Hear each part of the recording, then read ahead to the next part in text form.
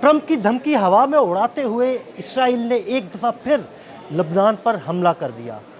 Israel की जानिब से लबनान पर किए जाने वाले इस हमले के बाद ईरान एक दफ़ा फिर इसराइल से बदला लेगा और ईरान की जानिब से इसराइल पर मिसाइल दागे जाएंगे। इस सारी सूरत हाल के बारे में आमिर रज़ा से बात करते हैं। आमिर भाई, कल ईरान ने इसराइल पर हमला किया था, उसके बाद ईरान ने कहा था कि अगर लबनान पर हमला दोबारा किया तो फिर हमला करेंगे। उसके बाद ईरान ने हमला रोक दिया था, लेकिन आज दोबारा इसराइल ने लबनान पर हमला किया। ईरान क्या करने जा रहा है? देखिए, पहली बात तो यह है कि मैं आपकी बात को मुकम्मल कर दूँ सिर्फ जल्दी से तेज़ी के साथ कि डोनाल्ड ट्रंप ने दोनों मुल्कों के जो है उनसे कहा था कि जंग को सीज़ फायर पर लेकर जाओ और आप हमला ना आवर हो ना हो। इस पर ईरान ने कहा कि हम हमला नहीं करेंगे। अगर लेबनान पर हमला हुआ तो हम इसराइल पर हमला करेंगे। नेतन्याहू ने भी कहा कि हम हमलों को रोक देंगे, लेकिन हमेशा की तरह नेतन्याहू एक झूठा मक्कार और बेहुदा शख्स है और उसने आज दोबारा लेबनान पर हमला कर दिया है।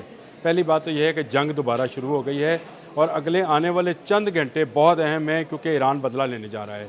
ईरान इसका बदला लेगा क्योंकि लेबनान के शहर सौर में इन्होंने कहा है कि आबादी खाली कर दी जाए। इजरायली फ़ौजें यानी IDF जो है उसमें दाखिल होने जा रही है। इसके अलावा तायर में इन्होंने हमला किया है, एयर स्ट्राइक की है, बिल्डिंग्स को निशाना बनाया है।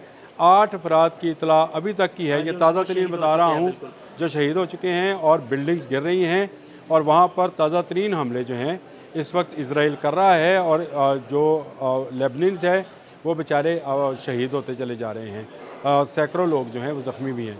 ईरान ने पहले कहा था अगर लेबनान पर हमला हुआ तो ईरान पर जवाब देगा, क्योंकि लेबनान पर हमला ईरान पर हमला तस्वर किया जाएगा। कराची ने ट्वीट भी किया था, एक तस्वीर शेयर की थी जिसमें ईरान का और लेबनान का झंडा। अच्छा, ये जो जंग मैं कह रहा हूँ कि जनूबी लेबनान में इसको देखते हुए जो ताज़ा तरीन हमले थे इसराइल की जानिब से, उस पर हिजबुल्लाह ने भी बराबर जवाब दिया है और उसने IDF पर हमले किए हैं। ना सिर्फ IDF के फौजी मारे हैं और रॉकेट गिराए हैं उनके ऊपर और इसराइल पर भी रॉकेट फायर किए हैं। तो ये वो जो जंग बंदी का एक चल रहा था कि शायद ईरान अब हमला नहीं करेगा। डोनाल्ड ट्रंप ने खुद कहा था 1 हफ्ते तक ये सीज़ फायर रहेगा, इसके बाद नहीं है। फिर उसके बाद डोनाल्ड ट्रंप ने खुद ही बयान दे दिया कि 2 हफ्ते में हम ईरान फतह करने जा रहे हैं।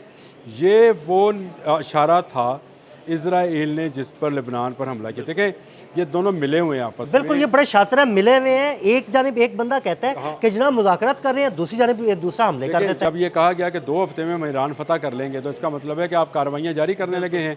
अगर आप कार्रवाइयाँ शुरू करने लगे हैं तो उसका आगाज़ कहाँ से होगा? इसराइल की जानिब से। पहली जंग जो 28 फरवरी को शुरू हुई थी 40 रोज़ तक जारी रही थी, इसराइल ने ही शुरू की थी। धमकियाँ अमेरिका दे रहा था और जंग इसराइल ने शुरू कर दी। मिसाइल उसने चलाया था। अब जबकि ईरान ये कह चुका है कि लेबनान पर हमला ईरान पर हमला है, तो आज नेतन्याहू ने कल सीज़ फायर का ऐलान किया और उसने कहा कि मैं सीज़ फायर कर रहा हूँ, लेबनान पर अब पेशकदमी नहीं होगी, फ़ौजें जहाँ हैं वहीं पर रुक जाएं, हम बेरूत नहीं जा रहे हैं। हिजबुल्लाह ने भी जो है उन्होंने कल के हमलों का जवाब दे दिया था। आज खामोशी थी हर तरफ। अचानक से दोबारा से एयर स्ट्राइक्स की गई, शहर खाली करने का हुक्म दे दिया गया इसराइल की जानिब से और उसके बाद तायर में जो है एयर स्ट्राइक्स की गई, जिसका जवाब जनूबी लेबनान में हिजबुल्लाह ने दे दिया है। रॉकेट बरसाए हैं और बहुत सारे यहूदियों को जहन्नम हासिल कर दिया है। अब ईरान जो है हमला करेगा। मैं ये आपको प्रेडिक्शन अब मेरा यही सवाल है कि ईरान तो हमला करेगा, एक प्रेडिक्शन भी है आपकी कि ईरान हमला करेगा। कौन से ऐसे अहदाफ हैं जिन्हें इसराइल में निशाना बनाया जा सकता है? देखिए, पहली बात तो यह है कि इस दफ़ा ईरान जो है अकेला हमलावर नहीं होगा, उसके साथ हौज़ीज़ भी शामिल होंगे और ये हमला जो है ज़्यादा ख़तरनाक होगा। और उन्होंने पहले से डिफ़ाइन कर रखा है कि जैसे जैसे लेबनान की सरहद के साथ इसराइल कार्रवाई करेगा तो इसराइल के अंदर घुसकर उसको मारा जाएगा। यानी उसके वो जो अंदरूनी इलाके हैं जिसको वो आप उसका दारुल हुकूमत तेल अवीव है, फिर गज़ा के साथ के इलाके हैं, उन इलाकों को निशाना बनाया जाएगा। इसके लिए उन्होंने टारगेटिंग अपनी मुकम्मल कर ली है और उन्होंने फ़ौजी अड्डों पर निशान लगा लिए हैं। ये वो फ़ौजी अड्डे हैं जो प्योरली इसराइल के कंट्रोल में हैं और कुवैत के करीब भी एक अड्डा जो था उस पर प्योरली वो जो इसराइल ने बना रखा था, कमांड एंड कंट्रोल सेंटर था, ईरान ने उड़ाया था।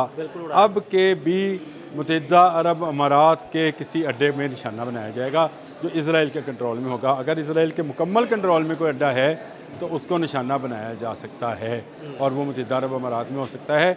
ये जंग जो है मुझे दोबारा फैलती हुई नज़र आती है। वो जो एक दफ़ा सिमटती है एक दफ़ा लगता है कि शायद अब सुलह हो जाएगी, अब मुज़ाकरात हो जाएंगे, मुज़ाकरात की टेबल पर आने को तैयार हो गए हैं। चले 2-1 शराइत ईरान की मानी जाएंगी, 2-1 शराइत जो हैं उसकी मानी जाएंगी। अमेरिका के सदर ने भी कहा कि हम ब्लॉकेड के ज़रिए हाँ इनको जी। कहेंगे कि वो जो है सरेंडर करें या मुज़ाकरात करें, हम उन पर प्रेशर बनाएंगे, दबाव बढ़ाएंगे। इसमें अचानक इज़राइल दोबारा हमलावर हो जाता है और इज़राइल की ये पॉलिसी अगर आप समझें तो ये 2023 से जारी है। ऐसे ही बिल्कुल जारी वो एक तरफ अमेरिका को शामिल करता है मुज़ाकरात के लिए और दूसरी तरफ वो कभी गज़ा में दाखिल होता है, कभी लेबनान में दाखिल होता है और इस दफ़ा वो लेबनान पर कब्ज़ा करना चाहता है। और मैं बार बार आपसे कह रहा हूँ कि उसका जो है वो बैरूत के ऊपर अपना झंडा लहराना चाहता है। लेकिन आमिर भाई ये नहीं होगा। दूसरा मुझे ये बताइएगा कि कल हम बात कर रहे थे और आपने प्रिडिक्शन की थी कि देखें ईरान अब हैफा पर हमला करेगा। ईरान ने ऐसा ही किया, हैफा ऑयल रिफाइनरी पर हमला हुआ। लेकिन कल ही आपने दमूना की बात की थी। क्या ईरान की जानिब से दमूना पर हमला किया जा सकता है जो इसराइल की न्यूक्लियर साइट है? देखें, पहली बात तो यह है कि दमूना पर हमला उस सूरत में, देखें मैं आपको एक बात जो बड़ी सिंपल सी है, इसको समझ जाते हैं। ईरान की पेट्रोकेमिकल साइट पर हमला किया गया, जी बिल्कुल, दमूना उसकी हैफा की पेट्रोकेमिकल साइट पर हमला किया बिल्कुल गया, कर दिया। लेबनान के शहर सोर पर हमला किया गया है और तायर में बम गिराए गए हैं, तिल एबब पर बम गिराए जाएंगे। सही। और उसके बाद अगर किसी जगह को निशाना बनाया गया तो वो उनके फ़ौजी अड्डे होंगे। और मेरा अपना ज़ाती ख्याल है कि इसमें मुत्तहिदा अरब अमारात में अगर तो कमांड एंड कंट्रोल सेंटर पूरी तरह से ऑपरेटिव हो गया, जो मेरी इतला के मुताबिक हो गया है। जी बिल्कुल, इत्तला दुबई तो के यही अंदर है। दुबई के अंदर इनका एक कमांड एंड कंट्रोल सेंटर बन चुका है जो मुकम्मल तौर पर इसराइल के कंट्रोल में है। वहाँ पर ड्रोन हमला हो सकता है और मिसाइल हमले हो सकते हैं। आज की रात बहुत अहम है। आज की रात में ईरान ने जवाब देना है लेबनान पर हमलों का। इस वक्त अमेरिका पूरी कोशिश में है कि किसी तरह ईरान चुप रहे, ईरान हमला ना करे, जवाब ना दे। ईरान को खामोश कराने के लिए वो पूरी तरह से कोशिश कर रहा है। और ये तरीक़ाकार है कि एक मुक्का मारता है और दूसरा सुलह की बात करना शुरू कर देता है कि जाओ छोड़ो। लेकिन ईरान की समझ में ये बातें आ चुकी हुई हैं। पासदानी इनकलाब ने कल ही ये बयान दिया था कि हमें पता है कि अमेरिका की ये पॉलिसी है। बाकर कालीबोफ का आज का बयान है कि हमें अमेरिका पर इतमाद नहीं है। हमें इसलिए इतमाद नहीं है कि इससे पहले बहुत मरतबा बिट्रे कर चुके हैं, लेकिन अब के उन्होंने एक नई स्कीम के साथ काम शुरू किया है। जैसे ही सुलह की मुज़ाकरात की तरफ कोई बात चलती है वैसे ही लेबनान पर दबाव बढ़ा दिया जाता है।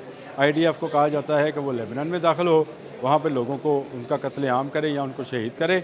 और दूसरी तरफ जो है अमेरिका ईरान को कुछ लोगों के साथ मिलकर ये कहता है, जिसका उसने जिक्र भी किया कि 5 गल्फ़ स्टेट्स के कहने पर ईरान के साथ मुज़ाकरे। देखें, ये एक ऐसा तरीका का, अब इन 5 गल्फ़ स्टेट्स का नाम क्यों नहीं लिया इसमें? लेता ना नाम कि किन किस बारिश पर तुम्हें कहा गया कि तुम ईरान और इसराइल और ईरान की जंग बंद कराओ। असल में ईरान मारने पर आ गया था इसराइल को और इसराइल उसके पूरे निशाने पर था। इसराइल उस वक्त डिफेंसिव था, ईरान एग्रेसिव था। ईरान मिसाइल पर मिसाइल मार रहा था और कोशिश उसकी यह थी कि उसके तमाम शहरों में तमाम फ़ौजी अड्डों को तबाह कर दे। 3 फ़ौजी अड्डे तबाह किए उसने। उसके बाद इन्होंने क्या कहा कि 5 ममालिक, तो डोनाल्ड ट्रंप के मुंह पर किसी ने छिक्कू लगाया है कि आप 5 ममालिक का नाम ना लो, बताए गल्फ़ के कौन से। आमिर भाई ये सिर्फ एक ट्रैप है, वो ट्रैप में फंसाते हैं। अभी भी ये ट्रैप ही है। और ये लेबनान पर जो हमला है ये ईरान को उकसाने के लिए है। ईरान को उकसाया जा रहा है।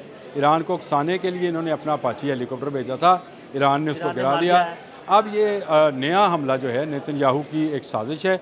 ये हमले के बाद अगर अमेरिका पर हमला, अमेरिका के किसी फौजी अड्डे पर या अमेरिका के किसी जहाज़ पर हमला होगा तो जंग दोबारा शुरू अमेरिका के साथ। ये बात है, क्योंकि सेनेट ये कह चुका है कि अगर अमेरिकी फ़ौज पर हमला होता है तो अमेरिका कार्रवाई करेगा, जंग कर सकता है, अपने हदफ को निशाना बना सकता है। नहीं करेगा। पिछली दफ़ा जब ये हरकत की नेतन्याहू ने तो पासदानी इनकलाब ने पॉलिसी ये रखी कि सिर्फ इजराइली अड्डों को निशाना बनाए। अब भी मेरा ख्याल है उनकी कोशिश यही होगी कि वो अमरीकी अड्डों को निशाना ना बनाएं, चाहे वो गल्फ़ में कहीं पर भी हैं, उनको निशाना ना बनाया जाए। इसराइल के अंदर बराह रास्त उसके फ़ौजी अड्डे, उसकी तस्नीबात और जो सबसे ज़रूरी चीज़ है वो उनका बिन गोरियान एयरपोर्ट है। देखें उस पर जो है मेरा अपना ख्याल है कि उस पर पहला मिसाइल लगेगा ताकि वहाँ से फ़्लाइट ऑपरेशन जो है बंद हो। वही बात कि इनकी मईशत या इनकी शाहरत को जो है इनकी मईशत से पकड़ा जा सकता है। पहले ही बहुत सारी एयरलाइंस जो हैं बिन गोरियान हाँ जी बिल्कुल, उन्होंने ऑपरेशन मुअत्तल कर रखा है। और यहाँ पे भी, और मैं आपको एक ताज़ा तरीन इतला भी देने जा रहा हूँ कि ईरान ने भी अपनी एयर स्पेस कमर्शियल फ़्लाइट्स के लिए बंद कर दी है।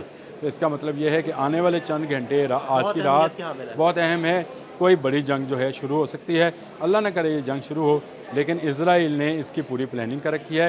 ईरान अपनी पूरी तैयारी में है, और ईरान अगर आज लेबनान पर होने वाले हमलों का जवाब देता है तो ये जंग फिर पूरे मिडिल ईस्ट में फैल सकती है। बहुत शुक्रिया आमिर भाई। आमिर भाई ने बड़ी तफसील के साथ इस सारे मामले पर रोशनी डाली। मज़ीद अपडेट्स के लिए मैं फॉलो करते रहें। अदील अहमद और आमिर रज़ा को इजाज़त दीजिएगा। अल्लाह हाफ़िज़।